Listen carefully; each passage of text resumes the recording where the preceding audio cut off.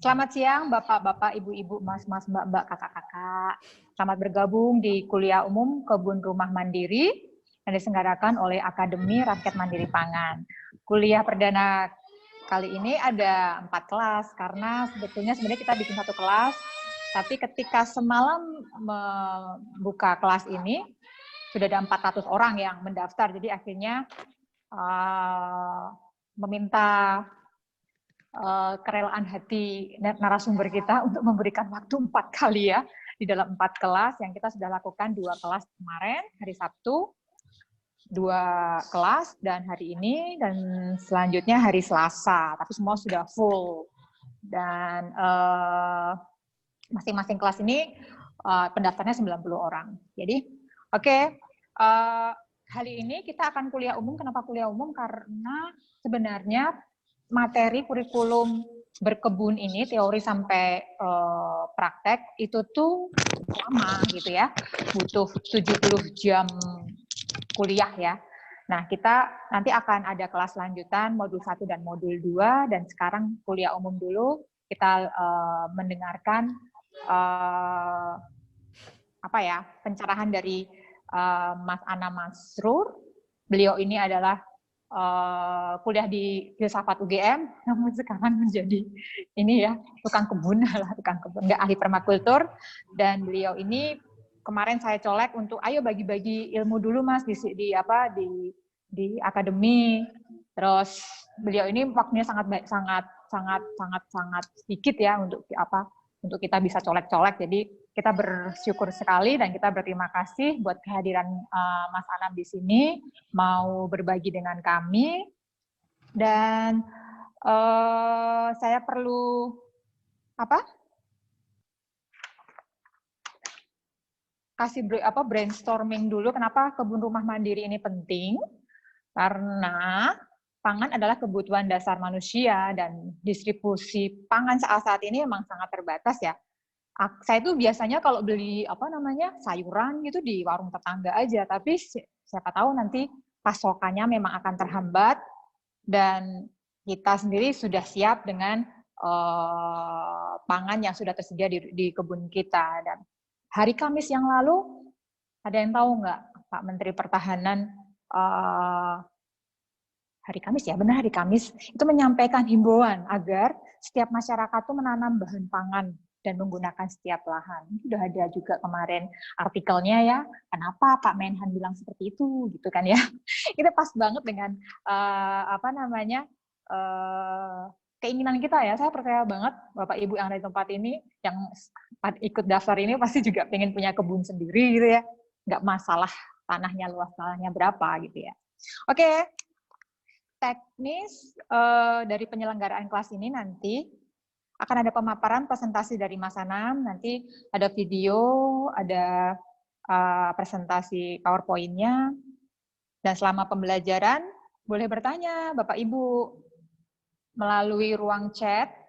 Jadi waktu Mas Anam memaparkan, sudah ada pertanyaan boleh ditulis di dalam ruang chatting, dan nanti juga ada sesi langsung tanya jawab live dengan mengangkat tangan. Dan nanti saya akan tunjuk siapa yang cepat bertanya, yang mau bertanya.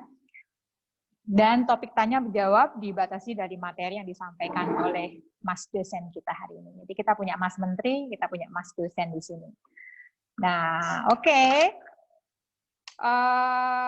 Bisa dimulai aja untuk mempersingkat waktu. Mas Anam. Oh ya, baik. Terima kasih Mbak Duma. Oke. Assalamualaikum warahmatullahi wabarakatuh. Waalaikumsalam. Salam sejahtera untuk semuanya. Wah, mohon maaf ini saya videonya nggak muncul ini. Coba ya. Nah. Sudah muncul.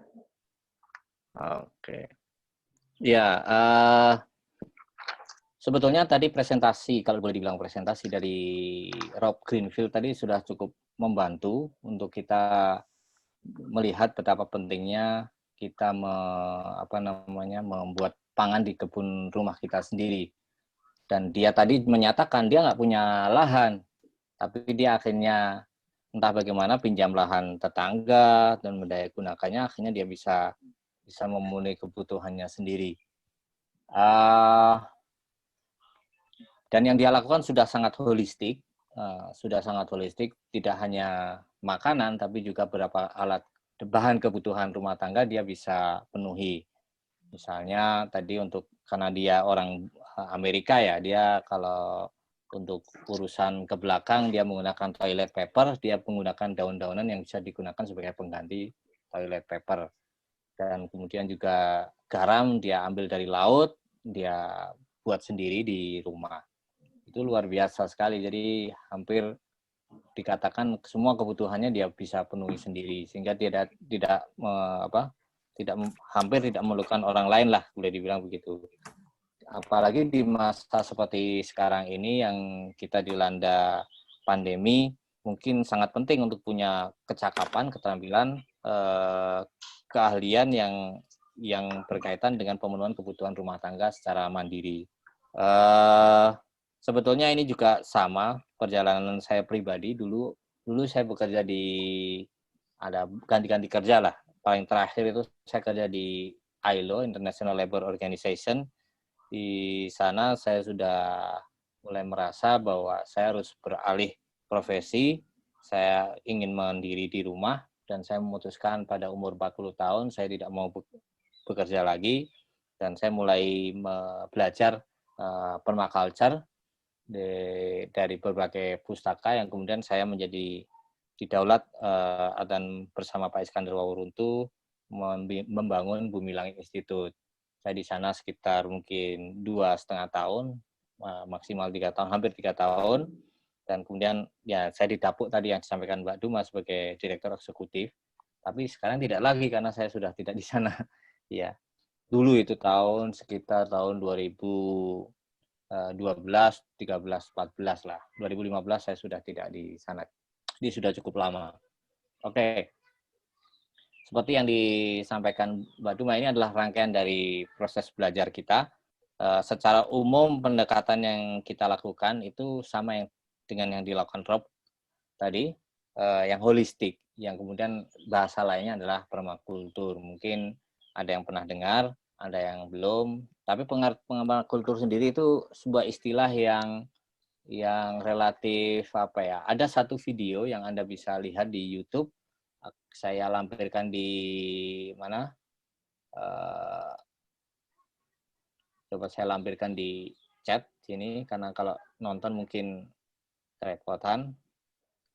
Nah, di YouTube itu Anda bisa lihat bagaimana sulitnya mendefinisikan permakultur bahkan oleh para guru permakultur sendiri. Jadi alih-alih membuat definisi yang terlalu rumit, kita lihat saja sejarahnya. Permakultur itu sebetulnya kalau tidak salah itu sekitar tahun 1970-an ada seorang mahasiswa di Tasmania yang belajar kepada Bill Mollison. Kemudian mereka berdua menulis buku Permaculture One yang itu menjadi cikal bakal pendekatan permakultur.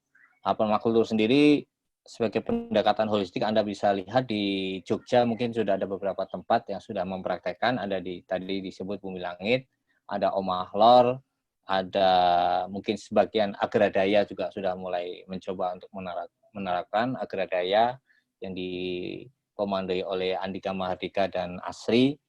Terus itu adalah contoh-contoh yang setidaknya sudah mencoba untuk berkebun di rumah. Oke, pada dasarnya permakultur adalah suatu tatanan kehidupan yang berdasarkan etika yang dilupakan oleh masyarakat modern. Etika itu adalah diantaranya yang pertama adalah peduli bumi. Peduli bumi di sini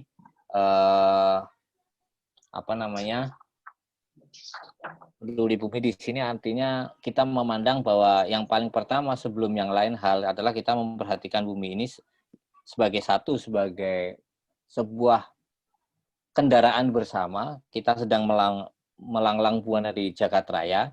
Ada satu video menarik di sini yang Anda bisa lihat di YouTube. Itu bagaimana bumi bahkan bersama matahari itu melanglang buana di Jagat Raya. Di situ dilihat dari gambar tersebut bahwa bumi itu dengan kecepatan sangat tinggi itu berjalan melampaui jagat raya, dan kita adalah penumpang di dalamnya. Yang kedua, bumi itu adalah sebuah entitas hidup, dia adalah makhluk hidup. Kita selalu melihat, memandang tanah dan lain sebagainya sebagai makhluk mati, batu, dan bumi itu sendiri sebagai makhluk mati. Sebetulnya bumi ini adalah makhluk hidup. Bahkan bumi itu bernafas, bumi itu seperti hanya makhluk hidup lain, punya dinamika, punya daya hidup. Ada yang menyebutnya gaya, ada yang menyebutnya macam-macam, sehingga sebetulnya kita sedang berhubungan dengan makhluk hidup. Bahkan tradisi-tradisi kuno menyebut bumi itu sebagai, ada yang menyebutnya sebagai dewa, ada mewakilkannya sebagai Dewi Sri, ada yang sebagai Terra Madre atau Ibu Bumi atau Ibu Pertiwi dan sebagainya, karena memandang bumi ini satu sebagai makhluk hidup dan kedua sebagai ibu kita semua. Jadi sehingga bumi itu sebagai ruang hidup bersama yang kita sedang melakukan perjalanan dengan ibu kita yang hidup untuk melanglang buana. Oleh karena itu yang menjadi dasar kita dalam etika. Yang kedua adalah peduli kepada manusia. Peduli kepada manusia ini adalah yang pertama adalah peduli pada diri kita sendiri. Pasti kita sadar bahwa sekarang kayaknya pengetahuan tentang makanan organik dan non-organik atau kimiawi itu sudah sangat menyebar. Jadi pasti kita akan memilih, paling tidak untuk diri kita dan anak-anak kita dan keluarga kita, makanan yang aman, paling tidak, dan sehat. Atau mungkin dalam bahasa Islam, thayyib. Tidak hanya halal, tapi juga thayyib. Bagaimana mungkin kita memakan makanan yang disemprot oleh semprotan-semprotan yang membunuh makhluk-makhluk hidup, yang bisa jadi membunuh kita sendiri. Sekarang banyak sekali penyakit-penyakit yang muncul dari makanan-makanan yang sebetulnya juga aneh. Makanan ini kan yang harusnya sebagai obat malah menjadi sumber penyakit. Nah, ini tentu saja pedulian kita pada manusia, artinya peduli pada diri sendiri, kita bagaimana untuk kita sendiri dan keluarga kita paling tidak itu adalah memakan makanan yang aman, makanan yang sehat, makanan yang thayyib. Nah, apakah Anda akan berharap pada pasar yang ada sekarang? Apa yakin pasar bisa menyediakan pada Anda adalah makanan yang itu, yang sehat, yang aman? Itu kita harus bertanya pada diri kita sendiri. Nah, di situ itu perjalanan saya juga. Akhirnya saya memilih untuk paling tidak saya menanam dari apa yang bisa saya tanam di kebun yang saya punya, walaupun sangat-sangat terbatas. Saya punya di Jogja ini saya sangat sempit, mungkin tempatnya hanya kurang dari 1 meter persegi, tapi saya punya pohon sirsa, punya pohon serikaya, punya kelor, punya katuk, dan mungkin beberapa tanaman-tanaman pendek lain yang tumbuh, ya kadang kacang, kadang bayam, kadang macam-macam yang ganti-ganti lah. Dan yang paling banyak itu adalah ginseng Jawa itu. Artinya semua yang ada di kebun saya walaupun kecil itu bisa bermanfaat.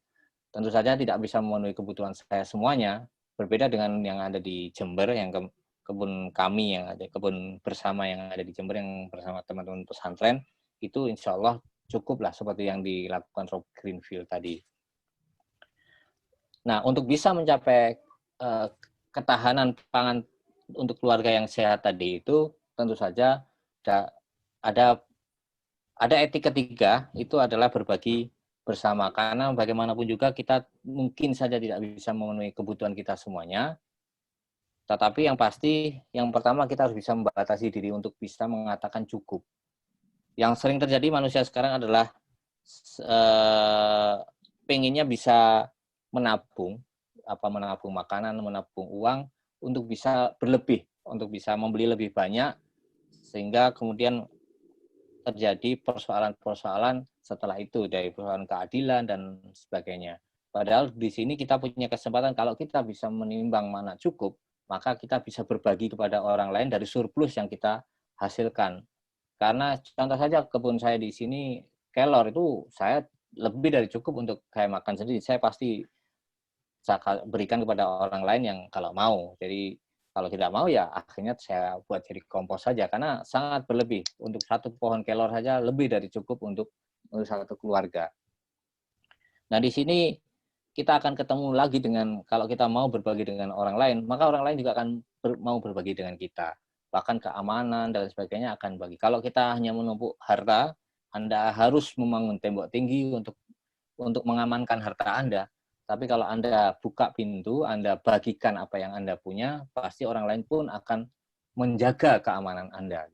Jadi berbagi ini lebih dari sebetulnya adalah bagaimana kita membangun di sistem rumah kita sebuah sistem yang mandiri dan berdaulat dan sehat, sehingga ketika dia mencapai surplus, kita membagikan kemandirian itu kepada orang lain, membagikan kemuliaan-kemuliaan, membagikan kebaikan-kebaikan yang ditumbuhkan dari tempat kita. Jadi itu yang terjadi.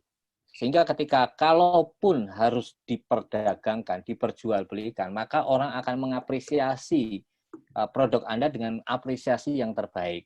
Anda akan dibayar dengan bayaran yang terbaik. Itu sudah pasti.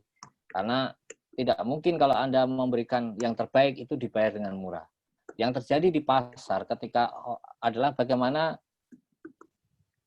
orang yang jual buah menjual buah yang busuk dulu supaya dia mendapatkan untung, sehingga Anda harus buru-buru menawar dengan harga semurah-murahnya.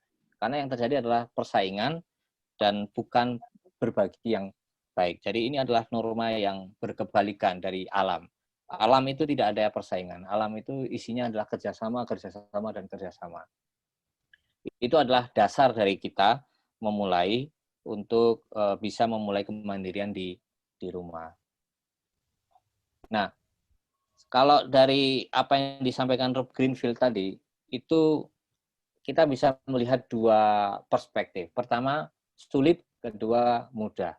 Kalau dilihat sulitnya, kayaknya banyak sekali yang harus dikuasai untuk bisa ke sana.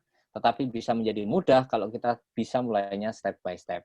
Itu yang dilakukan Rob Greenfield adalah tidak serta-merta langsung jadi. Ini butuh proses belajar yang terus-menerus dan proses praktek yang terus-menerus. Kadang pun gagal berkali-kali. Jadi yang penting adalah untuk berani memulai apapun yang kita miliki dan mulai menanam.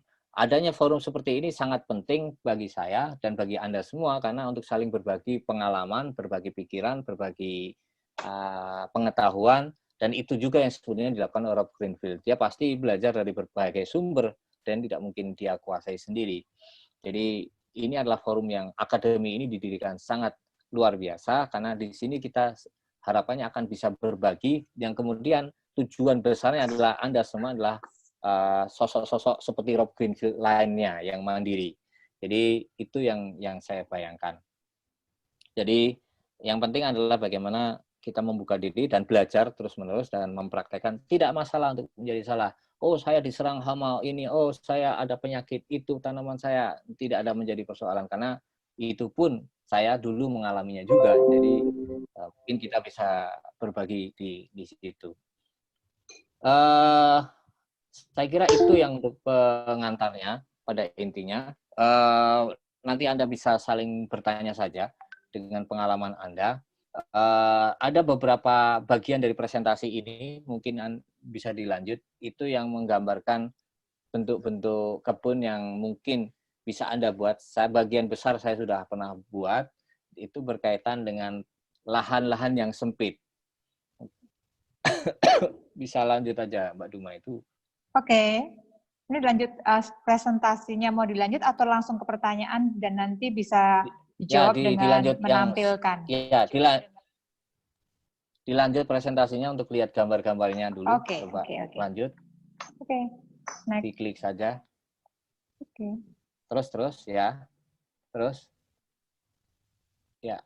Nah, ini adalah kebun yang saya buat di Karanganyar. Ini namanya herb spiral, tidak ada pakai semen. Kebetulan yang punya bata baru lagi bangun rumah, tapi saya buat demo. Di situ saya susun menjadi namanya itu spiral sayuran lah, katakanlah begitu. Anda bisa lihat di situ lahan yang kurang dari 1 meter itu bisa menanam lebih banyak tanaman, karena kita membuat medannya menjadi miring. Kalau itu datar pasti tidak cukup segitu. Karena saya buat menjadi miring, tidak hanya miring, seolah-olah seperti gunung. Dan gunung itu juga membantu kita mengelola manajemen airnya. Anda nyiram tinggal di tengah saja dan mungkin sedikit ke kanan kiri itu cukup. Karena dia akan aliran air tanahnya itu juga tidak lurus-lurus ke bawah, dia akan memutar. Sedangkan bagian bawah itu yang ada ember yang menampung aliran air tadi, sehingga itu bisa digunakan untuk menyiram lagi, sehingga kita tidak butuh banyak air. Jadi air itu akan terus berputar, tersimpan, dan ketika tanahnya juga tanah yang subur, dia akan menyimpan kelembapan cukup lama, sehingga tidak perlu disiram setiap hari. Jadi karena tanah yang subur itu pasti mampu menyimpan air yang cukup lama. Jadi istilahnya kelembapannya terjaga. Jadi dan dengan adanya kolam kecil di bawah, itu juga akan datang kodok untuk bertelur di sana. Loh, apa hubungannya kodok? Kodok ini akan membantu kita menahan serangga-serangga dan hama. Oh alah. Kalau di rumah saya usirin ya, Mas. Nah, kodok insya Allah tidak makan selada. Oke. Kodok dia suka belalang, dia suka serangga-serangga yang akan dia kejar itu. Jadi ketika tanaman Anda diserang serangga, ya otomatis kodok akan datang ke sana sebagai predator. Dia akan menaruh telur di dalamnya dan kemudian menjadi kecebong, dan kecebong itu akan memangsa jentik-jentik nyamuk. Dan si kodok sendiri juga memakan jentik nyamuk gitu, karena dia juga menyukai serangga-serangga yang di air.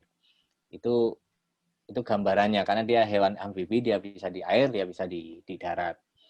Ini ya selanjutnya. Kalau di slide sebelumnya coba.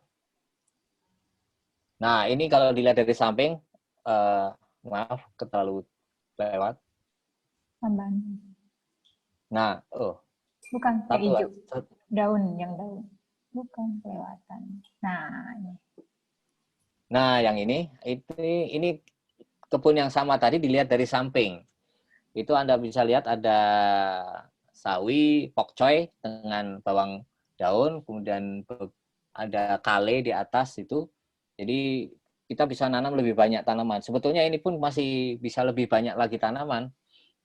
Dan bawang daun itu sendiri karena baunya cukup keras, dia juga mampu mengurangi lah serangan hama, terutama bekicot misalnya.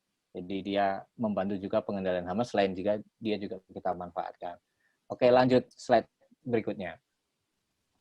Berarti kalau tanaman kangkung saya suka dimakan bekicot itu sampingnya langsung kasih daun tanaman bawang aja ya, Mas ya? Iya, bawang-bawang, tanaman-tanaman yang mungkin punya aroma yang keras itu biasanya cukup membantu untuk mencegah lah. Tapi tidak serta-merta ya, mungkin dia punya cara sendiri, kadang juga bisa lewat. Jadi paling tidak mengurangi lah gitu. Nah, kalau yang ini gambar ini saya ada buat di beberapa tempat di Solo, di Jember juga, yang saya sebut sebagai lubang kunci, karena bentuknya kalau dilihat dari atas seperti lubang kunci. Jadi enaknya untuk orang-orang tua itu kita bisa buat bedengannya tinggi, mungkin sekitar 1 meter, di mana di dalamnya kita taruh barang-barang seperti daun-daun, kertas koran, kardus-kardus yang dipotong-potong, baru kemudian diisi kompos dan tanah. Kemudian kita bisa tanam di atasnya. Balik lagi tadi. Ya, di sini di tengah-tengahnya Anda bisa membuat semacam pakai kawat yang untuk nyiram, sekaligus untuk menaruh sisa-sisa makanan rumah, karena biasanya cacing akan bisa datang ke tempat tersebut untuk mengurai makanan Anda. Lanjut. Kalau ini Anda bisa buat dari kotak 1 meter kali 1 meter dengan papan mungkin tebalnya atau papan selebar 30 cm. Terus Anda paku, Anda isi kompos dan arang sekam dan tanah, Anda campur, terus Anda bisa buat kotak-kotak, Anda bisa tanam berbagai jenis tanaman sayuran yang dibutuhkan rumah. Ya, jadi ada bagian yang mungkin katakanlah satu sebelah itu dibuat seperti dengan tali atau dengan kawat atau dengan rafia untuk tanaman-tanaman yang merambat seperti kacang panjang atau mungkin timun, itu bisa juga ditaruh di situ, sehingga Anda bisa, walaupun dengan 1 meter Anda bisa dapat berbagai jenis sayuran dan macam-macam. Ini mudah sekali dibuat. Jadi Anda bisa, kalau Anda nggak punya tanahnya semen semua, ini di atasnya semen nggak masalah. Karena sayuran itu akarnya tidak kemana-mana, tidak terlalu besar lah, tidak seperti pohon. Lanjut.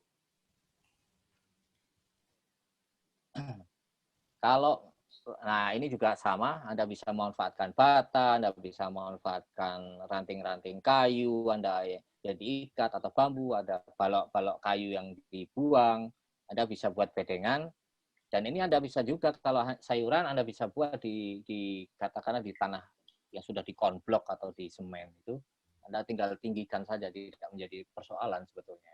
Jadi kalau saya nggak punya tanah, ya. Di atap juga bisa ya Mas ya? Di atap pun bisa, asal manajemen airnya yang penting. Karena kalau Anda siram, nanti khawatirnya malah jadi bocor nanti.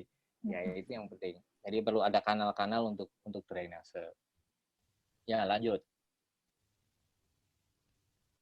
Kalau ini sama, ini memakai palet box, yang palet papan palet yang bisa digunakan di truk-truk itu kalau ngangkut barang-barang itu, yang jadi yaitu kalau biasanya banyak tidak dipakai, Anda bisa tegakkan dia, terus Anda bisa isi tanah. Jadi Anda 1, 2, 3, 4 itu Anda bisa isi tanah, dan Anda bisa menanam berbagai tanaman di situ.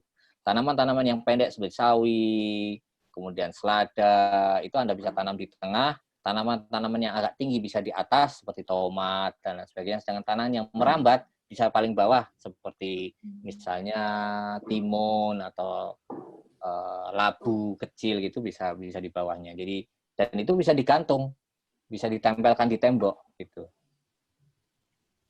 Ya, lanjut. Nah, ini juga bisa menggunakan botol bekas. Yang ini pernah kami lakukan dengan teman-teman di desa di Jalan Kaliurang sana.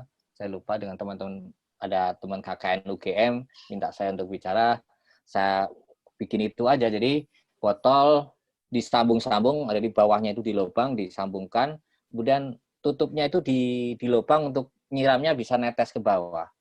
Jadi ada nyiram dari atas, nanti netes ke bawah, dan Anda bisa nanam ya pokcoy atau sawi itu di situ, dan itu bisa digantung dan bisa dijajar-jajar di jendela atau di apa.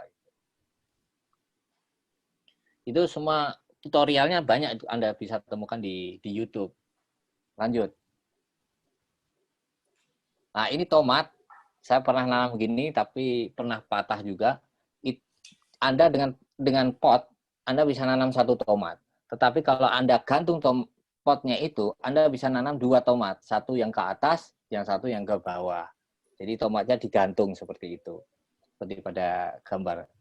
Caranya adalah, ya sebelum diisi tanah, itu Anda tutup dulu dengan karton, terus Anda lubangi. Nanti ketika sudah tomatnya sudah disemai dulu, mungkin di polybag kecil, Anda bisa pindah ke dalamnya, dan Anda balik. Nanti baru tanam tomat yang di atasnya. Lanjut. Ya Pak, halo. Ya, kalau ini adalah... Waalaikumsalam. Ada suara masuk ini. Bentar Mas, bocor. Ya, oke. Udah, oke Mas. Lanjut. Ya, jadi kalau ini adalah aquaponik, ini adalah teknik di mana menggabungkan antara kolam dengan saya punya video yang sangat bagus sekali, cuman saya belum ketemu. Itu di Afrika, ada seorang bapak bapak satu keluarga yang membuat sistem aquaponik, bahkan lengkap seperti Rob Greenfield tadi, yang luar biasa. Nanti mungkin akan saya bagikan, saya cari dulu, saya pegang. Intinya adalah sistem di sini memanfaatkan antara kolam ikan dengan sayuran. Anda pasti pernah mengenal hidroponik. Kalau hidroponik itu kan di air, kalau ini tetap di tanah, cuman airnya ini itu diputar dari ikan yang mengeluarkan kotorannya itu disedot menjadi pupuk bagi tanaman. Tanaman memfilter air, kemudian diberikan lagi kepada ikan. Dan perputaran ini juga menambah oksigen di dalam air. Sehingga kita dalam satu tempat kita bisa punya ikan nila, ini di foto ini adalah tilapia nila, kita juga bisa punya beberapa jenis sayuran. Sehingga sayurannya sendiri tidak memerlukan banyak pupuk karena sudah mendapatkan dari kotoran ikan. Si ikannya sendiri sudah mendapatkan air bersih dari tanaman, di mana tanaman sendiri juga bisa menjadi sumber makanan ikan. Kayak beberapa ikan, ya Anda kasih daun-daunan, dia mau dimakan. Walaupun tentu saja tidak maksimal, karena dia perlu lumut dan lain sebagainya. Tapi paling tidak, dia sudah mendapatkan cukup makan untuk kebutuhan ikan itu. Lanjut.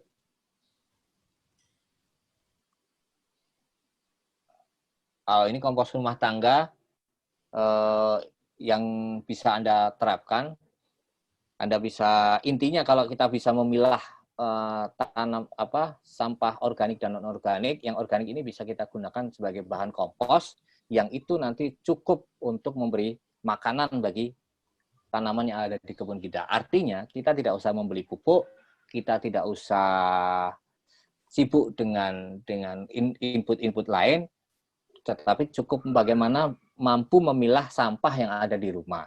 Karena sisa makanan kita, seberapapun itu ketika dia dikomposisi, diurai kembali oleh mikroba-mikroba, dia akan bisa menjadi sumber nutrisi bagi tanaman. Lanjut. Nah, ini contoh komposnya, yang ini namanya takakura. Tapi ada nanti mungkin di kelas-kelas berikutnya akan kita belajar bersama buat yang lebih sederhana dari ini. Yang dengan ember tumpuk misalnya. Lanjut. Nah, ini adalah satu teknik bertanam yang terutama di daerah yang kering, itu di mana kita bisa menyimpan air itu di bawahnya tanaman. Jadi misalnya Anda punya box seperti tadi yang di atas semen, Anda buat box dari papan, Anda tutup dengan plastik, kemudian Anda isi di bawahnya itu dengan kerikil, kemudian Anda lobangi setengah dari box itu, dan Anda tutup lagi dengan tanah. Nah, kemudian Anda buat dari pipa itu Anda bisa isi air, sehingga di bawahnya itu cukup air. Anda tidak perlu lagi menyiram dalam waktu mungkin 1 bulan sampai 2 bulan. Karena airnya akan tersedia dari bawah, itu terjadi kapilaritas atau air itu akan bergerak ke udara dan si tanaman bisa mendapatkan air dari air yang mengalir ke atas itu. Anda tidak perlu menyiram lagi gitu. Bahkan Anda bisa membuat lubang seperti itu, ada gambarnya lubang yang di worm hotel itu, artinya hotelnya cacing, itu di mana Anda bisa membuang kompos-kompos dari rumah ke dalamnya sehingga nanti bisa diurai oleh cacing dan cacingnya dapat makanan dari sana. Lanjut.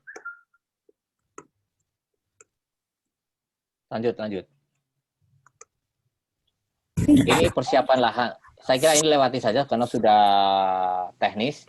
Tapi ini ada satu catatan yang tadi. Ya. Ini contoh-contoh irigasi yang bisa kita terapkan. Saya kira itu, kita lanjut dengan tanya jawab saja. Ini nanti lebih teknis lagi. Oke, Mas. Ya. Banyak sekali ilmunya, pengalamannya ya, Mas ya. Dan pasti waktu sejam atau setengah jam nih, Mas Anam, presentasi ini pasti nggak akan cukup. Itu cuma secuilnya ya, Mas, dari kurikulum yang saya dapat itu ternyata banyak banget, termasuk ada metode-metode desain dan berpikir kreatif, ada pola alam dan desain bersama alam, ada sistem iklim, kita juga harus belajar iklim di kebun di rumah kita gitu ya. Dan banyak sebenarnya regenerasi air supaya air itu terus berkelanjutan ya, nggak waktu nggak hujan gitu terus kehabisan air. Nah, ini nanti juga kita akan pelajari di kelas-kelas selanjutnya.